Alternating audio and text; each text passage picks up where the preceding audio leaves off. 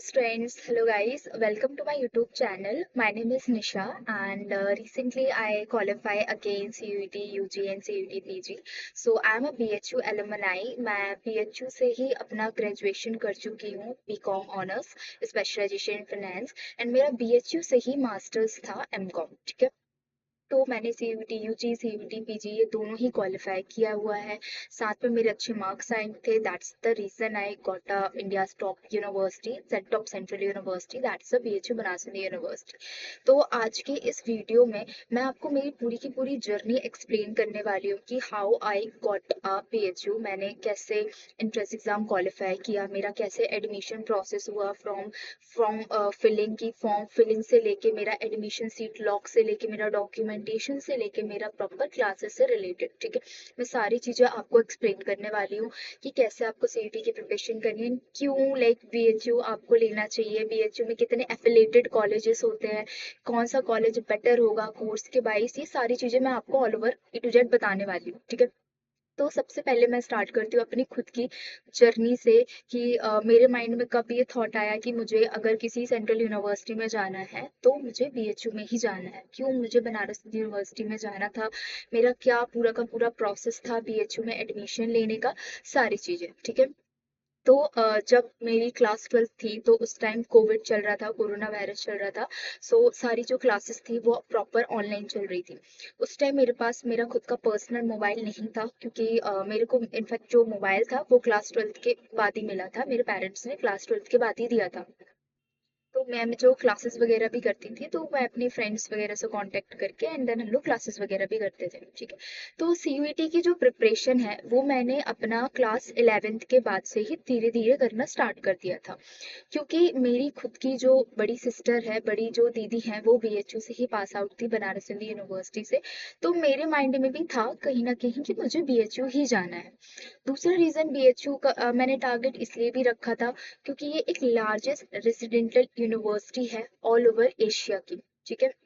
Approximate 1300 एकड़ में ये यूनिवर्सिटी फैला हुआ है। ये मतलब अगर मैं इसकी रैंकिंग की भी बात करूँ तो अकॉर्डिंग टू NIRF रैंक ये जो है वो टॉप थर्ड यूनिवर्सिटी में आती है। Top third top fourth like थोड़ा बहुत चेंजेस होता है, बट जनरली आपके टॉप फोर्थ या टॉप थर्ड यूनिवर्सिटी के अंडर में आती है बनारस हिंदू यूनिवर्सिटी। एंड ये बहुत बड़ी यूनिवर्सिटी है, बहुत सुंदर है, यहाँ की फैकल्टी बहुत अच्छी है। And the most important thing, this is located in Varanasi, such a spiritual place. मैं थोड़ा भगवान को मानने वाली टाइप की हूँ। तो मुझे ये मतलब पसंद था कि मेरा था कि भाई मुझे BHU जाना है, बनारस हिंदू यूनिवर्सिटी। एंड क्योंकि मैं टॉपर काइंड ऑफ स्टूडेंट नहीं थी तो मेरे लिए ये थोड़ा डिफिकल्ट था कि कोई एंट्रेंस एग्जाम क्वालिफाई करना। मैं लिटरली इतनी ज़्यादा अच्छी नहीं थी पढ़ाई में स्टार्टिंग में। फिर उसके बाद लाइक क्लास 12th में हम आए। क्लास 12th में धीरे धीरे लाइक मैंने प्रिपरेशन से स्टार्ट की। तो मेन तो मैंने मेरे क्लास 12th पे ही फोकस किया, बट धीरे धीरे CUET जो एंट्रेंस एग्जाम है एडमिशन के लिए मैं उसका भी प्रिपरेशन करती गई। हम लोगों को नहीं पता था कि कोविड के कारण हमारे एग्जाम कैंसिल होंगे। तो उस टाइम बहुत ज़्यादा फ्रस्ट्रेट हो गई थी, क्योंकि ये जनरली जो फॉर्म्स है वो जनवरी फरवरी में आउट हो जाते हैं आपके एंट्रेंस एग्जाम के। अगर मैं BHU एंट्रेंस एग्जाम की बात करूँ तो, और जो एग्जाम है वो आपका अप्रैल समथिंग में हो जाता है। एंड जो क्लास 12th बोर्ड का एग्जाम है वो भी जनरली उस टाइम तक मार्च में ही हो रहा था। तो ये थोड़ा डिफिकल्ट था इन दोनों को ही अच्छी तरीके से बैलेंस करना, कि मैं मेरे क्लास 12th पे भी अच्छे से फोकस करूं एंड मैं मेरे CUET पे भी अच्छे से फोकस करूं, जो मेरा इंट्रेंस एग्जाम है BHU का उस पर भी अच्छे से फोकस करूं। क्योंकि मेरा टारगेट था कि क्लास 12th में मुझे को एटलीस्ट 90 अबव चाहिए ही चाहिए, तो लाइक ये मेरा टारगेट था। सो दैट्स वाई ये दोनों को मैनेज करना मेरे लिए थोड़ा डिफिकल्ट हो रहा था। फिर उसके बाद मैंने अपनी प्रिपरेशंस दोनों को ऑन रखा, सही से किया। क्या हुआ कि जो एग्जाम है बिकॉज ऑफ कोविड, हमारा जो एग्जाम है वो अप्रैल में जो होना चाहिए था, मार्च अप्रैल में, वो पोस्टपोन होता गया। पोस्टपोन धीरे धीरे होता गया। पर भाई पोस्टपोन हो रहा तो कहीं ना कहीं माइंड में तो था कि भाई बोर्ड एग्जाम होगा, रिटर्न एग्जाम होगा, तो हम लोग प्रिपरेशंस भी अपनी कर रहे थे, साथ में CUET की प्रिपरेशंस भी कर रहे थे।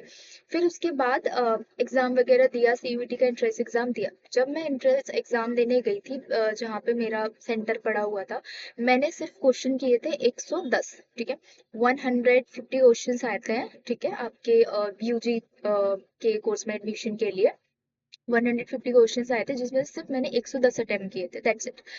वहीं पे मेरी जिन लोगों से बात हुई, मेरे फ्रेंड्स वगैरह, वो बाकी सभी लोग, उन लोगों ने बोला कि भाई मैंने तो 140 लाइक या फिर 130 इतने अटेम्प्ट किए। मेरा दिमाग वहीं पे खत्म हो गया। लाइक मैंने कहा अरे यार, मैंने तो सिर्फ 110 अटेम्प्ट करके ही आई हूँ। 110 उसमें भी कितने करेक्ट होंगे कितने नहीं मुझे नहीं पता। तो मैं एकदम डीमोटिवेटेड हो गई। बट फिर मैं सोची चलो कोई बात नहीं, लेट्स सी कि आगे क्या होता है। फिर उसके बाद मैं लाइक अपना क्लास 12 पे फिर से मैंने अगेन फोकस करना स्टार्ट कर दिया था। फिर एग्जाम पोस्टपोन होते होते फिर एक दिन आया कि भाई आपका एग्जाम जो है अब नहीं होगा। ठीक है, क्या ही कर सकते थे, नहीं हुआ तो। फिर उसके बाद क्या हुआ कि मैं वेट करने लगी कि बीएचयू का कट ऑफ्स आएंगे, राउंड्स आएंगे, कितने मार्क्स आएंगे, कैसे, ये सारी चीजों का मैं वेट कर रही थी। बट वो बहुत ज्यादा डिले हो रहा था बिकॉज ऑफ कोविड, कोरोना के कारण रिजल्ट बहुत लेट आया था, आंसर की सारी चीजें बहुत लेट हो रही थी। तो मैं बहुत ज्यादा डिमोटिवेट हो गई थी, बहुत ज्यादा फ्रस्ट्रेट भी हो गई थी। फिर उसके बाद मैंने सोचा कोई बात नहीं, फिर मैं कहीं और यूनिवर्सिटी में एडमिशन ले लूँ। मैंने एडमिशन ले लिया था अपना डीवाई पाटिल यूनिवर्सिटी में, इट्स अ प्राइवेट यूनिवर्सिटी। ठीक है, तो मैंने वहाँ पे एडमिशन ले लिया। वहाँ का मेरा सेमेस्टर क्लासेस वगैरह भी स्टार्ट हो गई थी। मन से आ रही हो गई थी भाई कि बीएचयू नहीं मिल रहा है तो कहीं कुछ तो जुगाड़ बने, कहीं तो एडमिशन ले लो। वहाँ पेरेंट्स सुनाए जा रहे थे कि क्या हुआ तुम्हारा बीएचयू एडमिशन, ये सब सारी चीजें। तो मैंने कहा चलो कोई बात नहीं, अब नहीं हुआ तो क्या कर सकते हैं। फिर मैंने सोचा कि अपना मैं प्रिपरेशन स्टार्ट करती, क्योंकि मैं वेट नहीं कर सकती थी। नवंबर पूरा ऑलमोस्ट चला गया था, उस टाइम तक बीएचयू का कोई अपडेट नहीं था। तो मैंने सोचा कि पता नहीं क्या है, नहीं है, मैं इतना वेट नहीं कर सकती, मैं एक साल का गैप नहीं ले सकती अपने क्लास 12 के बाद। तो फिर मैंने अपना एडमिशन ले लिया। बट भाई कहते हैं ना, देर है दुरुस्त है। मैं लेकिन अपडेट लाइक देखती रहती थी कि भाई बीएचयू का क्या अपडेट है, कैसा है। मैं मेरा पोर्टल जो है समर्थ पोर्टल बीएचयू का, मैं वो प्रॉपर देखती थी अपना, एक सुबह और एक शाम को अपडेट देखती थी कि कहीं मेरा हो तो नहीं गया इस टाइप। फिर सडनली एक दिन आ गया कि भाई यू आर सिलेक्टेड है ना बीएचयू, आपका ये है ऐसा। तो मैं उस टाइम पे was like oh my God, like मैं उस टाइम बहुत ज्यादा खुश थी, क्योंकि वो मेरी एक लाइक पहली प्रेफरेंस थी कि भाई मुझे बीएचयू में एडमिशन चाहिए है। एंड मुझे वो मिल गया। तो लाइक उसमें के बाद में एडमिशन देखो कंफर्म नहीं होता, आपके डॉक्यूमेंटेशंस होते हैं, बाकी सारे अलग प्रोसेस है, बट वो आ गया तो हाई चांस है, लाइक 99% कि आपका एडमिशन हो जाता है। तो वो आया तो आई वाज लाइक हाँ भाई, मैं खुश हो गई। फिर मुझे मेल आया प्रॉपर कि आपकी ये डेट है काउंसलिंग की, कि आपको यहाँ पे आना है एंड आपको अपने डॉक्यूमेंट्स वगैरह सबमिट करना है। तब तक मेरा फर्स्ट सेमेस्टर ऑलमोस्ट हो चुका था। आई थिंक ये है बात आपके स्टार्टिंग जनवरी की, ठीक है, क्योंकि कोविड के कारण सारी चीजें लेट हो रही थी। फिर मैं मेरी मम्मी के साथ, मैं मेरी मदर के साथ बीएचयू गई, बनारस हिंदू यूनिवर्सिटी। तो उस टाइम मेरा फर्स्ट टाइम था कि मैं मेरे होम टाउन से कहीं बाहर जा रही हूँ, स्पेशली लाइक बनारस। तो आई वाज लाइक कि हाँ भाई, यूनिवर्सिटी मैंने देखी थी रील्स वील्स पे, बट इतना भी ज्यादा नहीं देखा था। जब मैं वहां गई तो भाई मैं अपने माइंड को बोल रही थी कि is this like this is a university, ये यूनिवर्सिटी लिटरली में। क्योंकि एक तो पहले बहुत बड़ा गेट, ठीक है, मतलब एकदम प्रॉपर गेट था, बहुत बड़ा गेट था।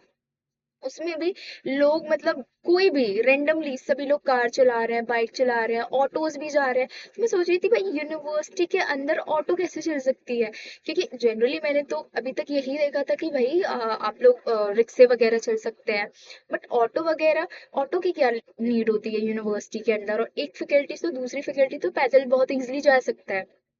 बट जब मैं यूनिवर्सिटी के मेन गेट जो है उसमें एंट्री ली, तो फिर भाई मैं एकदम इमोशनल हो गई। मैंने कहा यार, ये कितनी प्यारी यूनिवर्सिटी है, कितनी अच्छी यूनिवर्सिटी, कितनी सुंदर है, एकदम ग्रीन एनवायरनमेंट है, बहुत बहुत प्यारा था और बहुत बड़ा था। तो जब मैं और मेरी मम्मी जा रही थी एफओसी, हम लोग फाइंड आउट कर रहे थे, फैकल्टी ऑफ कॉमर्स। तो वो हम लोगों को मिल नहीं रहा था, क्योंकि लेकिन मेरी जो मम्मी थी वो ऑलरेडी एफओसी मतलब ये थोड़ा बहुत देख चुकी थी, क्योंकि मेरी जो सिस्टर है, एल्डर सिस्टर, वो भी पीएचयू से ही पास आउट थी। तो उन्होंने देख रखा था, बट फिर भी स्टिल हम लोग कंफ्यूज हो रहे थे। मैं तो गई नहीं थी, मम्मी भी कंफ्यूज हो गई प्रॉपर।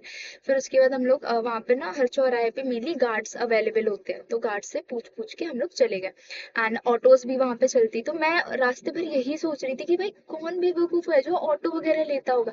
लेकिन जब हम लोग गए ना, क्योंकि हम लोगों को भी नीड पड़ गई ऑटो की, फिर उसके बाद थोड़ी देर तो चले, फिर उन्होंने बोला कि भाई पैदल से काम नहीं चलेगा, ऑटो ले लो।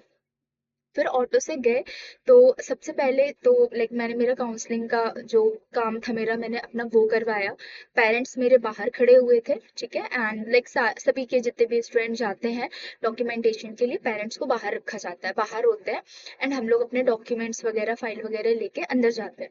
तो अंदर जाके ये सिचुएशंस होती है कि आपके ना लाइक रोल नंबर वाइज आपको एक पर्टिकुलर रोल नंबर दे दिया जाता है कि इतने से इतने स्टूडेंट जो है वो इस रूम नंबर में रहेंगे, इतने से इतने रोल नंबर वाले स्टूडेंट इस रूम में रहेंगे। मेरा आई थिंक 140 या ऐसा कुछ था रूम नंबर। तो मैं वहां पे गई एंड मैं वहां पे बैठी हुई, और वहां पे काफी सारे स्टूडेंट्स बैठे हुए हैं, काफी सारे गर्ल्स एंड बॉयज थे। तो मैंने बोला अरे यार सीट्स इतनी कम होती है, इतने सारे लोग आए हैं।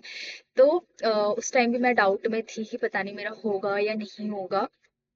फिर वहां पे ना लाइन से चार से पांच प्रोफेसर वहां पे बैठे हुए थे जो डॉक्यूमेंट वेरीफाई कर रहे थे। एंड साथ में जो आई थिंक पीएचडी कर रहे होते हैं वो भी लाइक आपकी डॉक्यूमेंटेशन में हेल्प करते हैं। एक सीक्वेंस में आपको अरेंज करना होता है डॉक्यूमेंट। जो मेन मेन जो डॉक्यूमेंट आपको जरूरत होती है, तो आई थिंक 10th की मार्कशीट, 12th की मार्कशीट, आपके आधार कार्ड। एंड आपने अगर लाइक जनरल कैटेगरी से किया तो आपको इनकम सर्टिफिकेट बस लगता है, जो भी वो भी मैंडेटरी नहीं होता इतना ज्यादा। बट हाँ, अगर आप रिजर्वेशन से हो, एसटी एससी या ओबीसी, एंड आपने वहां पर रिजर्वेशन से एडमिशन लिया, तो आपको वो लेटेस्ट होना जरूरी होता है। तो आपका वो कास्ट सर्टिफिकेट वगैरह ये सब आपको लगा के उन्हें सबमिट करना पड़ता है। देन मैंने मेरे डॉक्यूमेंट सबमिट किए। मैं ऑल टाइम बस ये सोच रही थी यार इतने सारे आए हैं डॉक्यूमेंट सबमिट के लिए भी, पता नहीं होगा या नहीं होगा। फिर मैं आई, देन अपना डॉक्यूमेंटेशन वगैरह कंप्लीट करके फिर मैंने वीटी जाके दर्शन किए शिव जी के। और मैं उनसे यही प्रे कर रही थी कि प्लीज मेरे को यहीं पे बुला लो, यहीं पे मेरा एडमिशन करा लो। एंड आई वाज लाइक कि हो जाए, बस यहाँ पे हो जाए। फिर उसके बाद मैं आ गई, घर पर आ गई। फिर मैं वेट कर रही थी कि पता नहीं, क्योंकि मैंने इतने सारे लोगों को देख लिया था, मैं सोच रही थी पता नहीं उस टाइम भी होगा या नहीं होगा, मुझे नहीं पता था। क्योंकि जब आप एक स्टूडेंट की तरह जाते हो ना आप यूनिवर्सिटी में, एंड वो भी आपके ड्रीम यूनिवर्सिटी में, तो फिर आपके मन में ना डाउट रहता है, बस कुछ गलती ना हो थोड़ा बहुत की सीट हाथ से चली जाए। तो मेरे माइंड में भी वही था। फिर उसके बाद फाइनली मेरा लाइक लिंक आ गया कुछ टाइम बाद अचानक से कि आपको यूनिवर्सिटी अलॉट हो गई है एंड आपको पेमेंट करनी है। देन मैंने पेमेंट अच्छे से कर दिया। पेमेंट मैंने तुरंत किया, मैंने 2 मिनट भी नहीं लगा, मैंने देखा है, मैंने तुरंत पेमेंट कर दिया। मैंने बोला भाई चाहिए मेरे को ये यूनिवर्सिटी, तो मिल गई। फिर लाइक फीस रिसिप्ट वगैरह सारी चीजें हो गई। देन उसके बाद कुछ टाइम जो क्लासेस थी वो ऑनलाइन ही चली। एंड देन उसके बाद फिर हमें हमारी यूनिवर्सिटी बुला लिया गया। जब मैं यूनिवर्सिटी गई, क्योंकि वैसे तो मैं एक ही बार गई थी। फिर उसके बाद वो डॉक्यूमेंटेशन के टाइम फिर ऑनलाइन क्लासेस वगैरह चल रही थी। देन उसके बाद फिर जब ऑफलाइन क्लासेस हुई तो उस टाइम तो मैं बहुत ज़्यादा खुश थी, भाई यूनिवर्सिटी घूमने को मिलेगा, काशी विश्वनाथ जी जाने को मिलेगा, घाट वगैरह घूमूंगी, ये सारी चीज़ें। फिर मैं गई एंड लिटरली मैं एकदम शॉक थी कि यार इतनी प्यारी university. And the best thing कि यूनिवर्सिटी तो प्यारी है, बट साथ में उसके आसपास का जो एरिया है ना, लाइक मैं क्या बोलूं। आपके यहाँ यूनिवर्सिटी है, यूनिवर्सिटी से 5 मिनट की दूरी पे अस्सी घाट है, जो मतलब जहाँ पे बहुत प्रॉपर एकदम घाट है, वहां पे आरती होती एवरी डे। एवरी डे वहां पे 8 PM लाइक आरती होती है, जहाँ पे बहुत सारे लाखों लोग इकट्ठा होते हैं, आरती करते हैं, साथ में बोट राइडिंग होती है। एंड इतना प्यारा इन्वायरमेंट, लाइक कि मैं एकदम शॉक हो गई। मैंने कहा बस यही चाहिए था लाइफ में। फिर उसके बाद जब माइंड एकदम डिमोटिवेट होती थी या फिर ऐसा लो फील होता था, तो वहाँ पे काशी विश्वनाथ मंदिर है, वहां पे जाके दर्शन हो जाता था। सो लाइक अगर ऐसे आप स्टूडेंट हो ना कि जो मतलब थोड़ा पीसफुल रहना पसंद करते हो, जो थोड़ा पीस आपको चाहिए, तो आपके लिए भाई पीएचयू बेस्ट है। आप लिटरली ये लाइक आप भी बोलो कि भाई ये कैसे, जहाँ आपकी यूनिवर्सिटी है ना, यूनिवर्सिटी के ही अंदर आपको A to Z सब कुछ मिल जाएगा। यूनिवर्सिटी के अंदर क्या क्या, आपका एटीएम चाहिए, आपको प्रॉपर यूनिवर्सिटी के अंदर एटीएम मिलेगा, आपको रेस्टोरेंट टाइप का चाहिए, आपको प्रॉपर रेस्टोरेंट मिलेगा। एंड आपको लाइक एक इतनी बड़ी, मतलब बड़ा जो टेम्पल है आपका जिसे हम वीटी कहते हैं, आपको प्रॉपर वो मिलेगा, ठीक है। अगर आपको जाना है तो भाई वीटी दर्शन वगैरह करो। लाइक हर बीएचयू का जो स्टूडेंट है वो वीक में मिनिमम एक ना एक बार तो वीटी वीटी जाता ही है। इवन हम लोग तो एवरीडे जाते थे, क्योंकि एफओसी एंड वीटी एकदम पास ही है। तो सुबह हम जाते थे, क्लास वगैरह करते थे एंड शाम को आते टाइम वहां पे छोले समोसे खा के शिव जी के दर्शन करके आ जाते थे अपने हॉस्टल वापस। तो ये मतलब पूरा एकदम डेली रूटीन काइंड ऑफ था।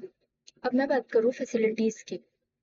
पीएचयू की अगर मैं एनआईआरएफ रैंकिंग जो मैंने आपको बताई, that is a top third university of India, ठीक है। एंड एशिया की रेसिडेंटल यूनिवर्सिटी है ये एक सेकंड, ये जो है वो एशिया की like Asia's largest residential university है ये। अगर मैं इसकी बात करूँ, ये अप्रोक्सीमेट 1300 एकड़ में पूरा फैला हुआ है, बहुत ग्रीन इन्वायरमेंट है।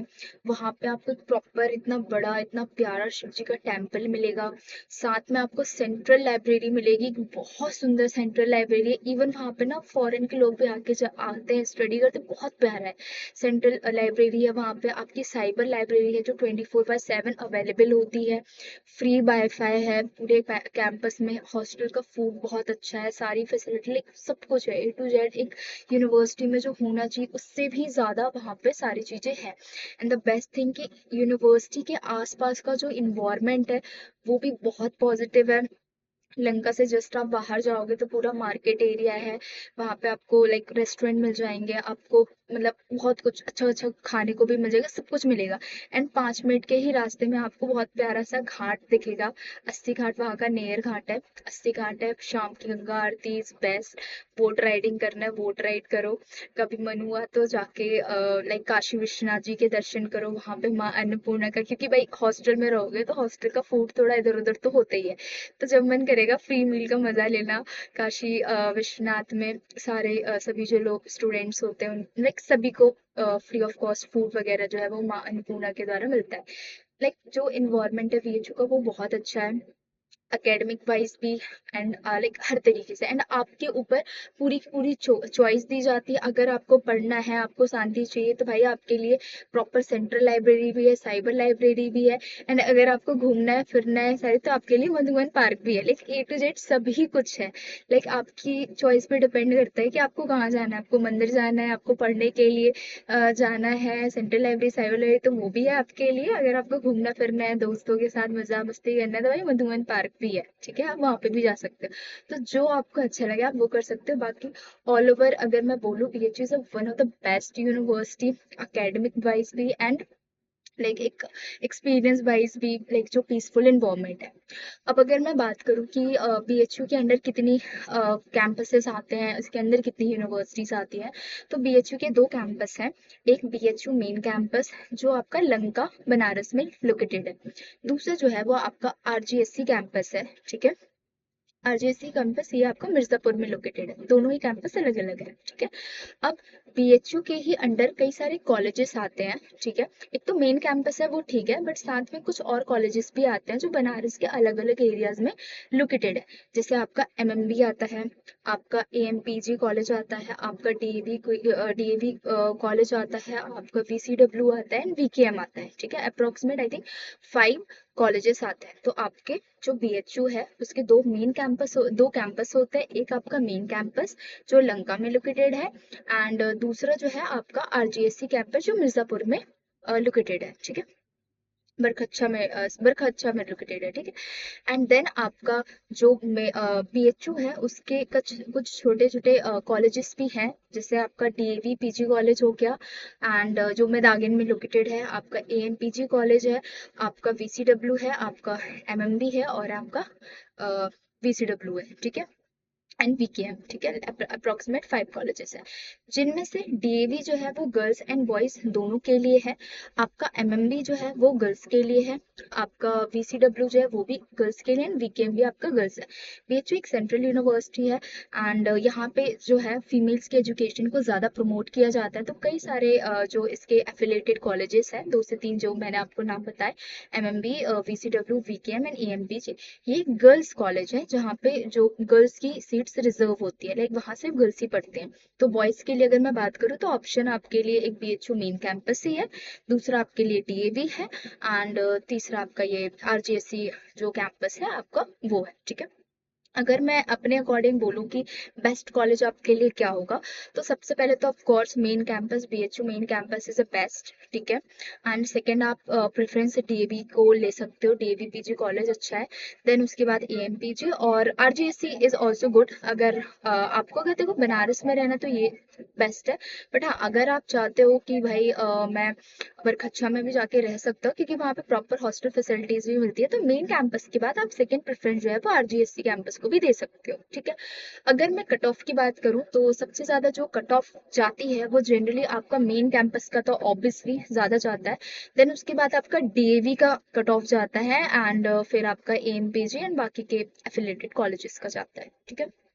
So like in this video हमने काफ़ी सारे कुछ कवर किए। मेरे जो पर्सनल एक्सपीरियंस था बीएचयू में एडमिशन मैंने कैसे लिया, किस तरीके से लिया, उसके बारे में, बीएचयू के कितने कॉलेजेस होते हैं, एफिलेटेड कितने कॉलेजेस हैं, हमने उसके बारे में पढ़ा, कौन से कॉलेजेस ज़्यादा बेटर रहेंगे, मैंने उसके बारे में पढ़ा। एंड उसके बारे में हमने जाना एंड उसके बारे में हमने समझा, ठीक है। अगर ये वीडियो आपके लिए थोड़ी भी हेल्पफुल लगी हो तो please like share and subscribe my channel. Thank you.